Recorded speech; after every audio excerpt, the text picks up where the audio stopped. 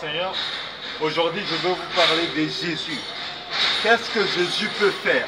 Beaucoup de gens s'élèvent, quand ils s'élèvent pour prêcher Jésus, ils prêchent de Jésus qui guérit. Oui, c'est vrai, Jésus qui guérit. Ils prêchent le Jésus qui change la vie, le Jésus qui bénit, le Jésus qui se lève et disperse tous tes ennemis, le Jésus qui se lève et puis il rend ta vie encore plus meilleure.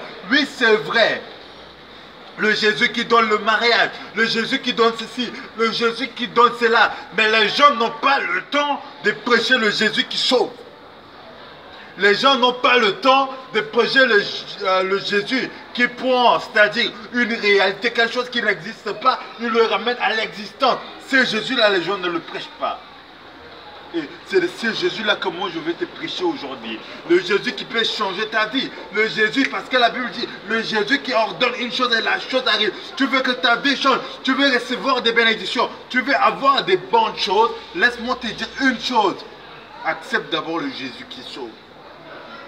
La Bible déclare, fais de l'Éternel tes délices, il te donnera ce que ton cœur désire. Si tu désires avoir des grandes choses, tu désires faire des grandes choses, tu désires avoir à l'autre, tu désires avoir un nom plus élevé que je ne sais pas quoi, il faut d'abord faire de l'Éternel, faire de ce Jésus-là comme quelque chose de beau, comme quelque chose de doux, comme un ami fidèle. Et il ne va jamais t'abandonner, il ne va jamais te délaisser, il ne va jamais t'oublier. Car la Bible déclare aussi, il s'appelle Emmanuel, il est l'ami fidèle, mon frère, ma soeur. Jésus est l'ami fidèle. Donne ta vie à Jésus, donne ta vie à Jésus. Car Jésus, il est celui qui change toutes choses. Il peut changer ta vie et commencer une nouvelle vie avec toi. Cette nouvelle vie-là, c'est une vie que tu ne seras plus seul. Cette nouvelle vie-là, tu n'affronteras plus tes combats tout seul. Mais pour ça, tu dois donner ta vie à Jésus.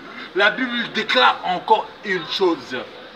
Il y a plus de joie quand une âme est sauvée. Le ciel peut être dans la joie si tu donnes ta vie à Jésus. Dieu peut être dans la joie si tu donnes ta vie à Jésus. Donne ta vie à Jésus. C'est la meilleure chose qui puisse arriver à quelqu'un dans la vie. C'est la meilleure chose qui puisse arriver à quelqu'un dans ce monde. De donner sa vie à Jésus. De commencer à servir Jésus. Car la Bible aussi déclare. Si tu es fidèle dans les petites choses, Dieu te confiera les grandes choses. Les petites choses, c'est quoi? Tout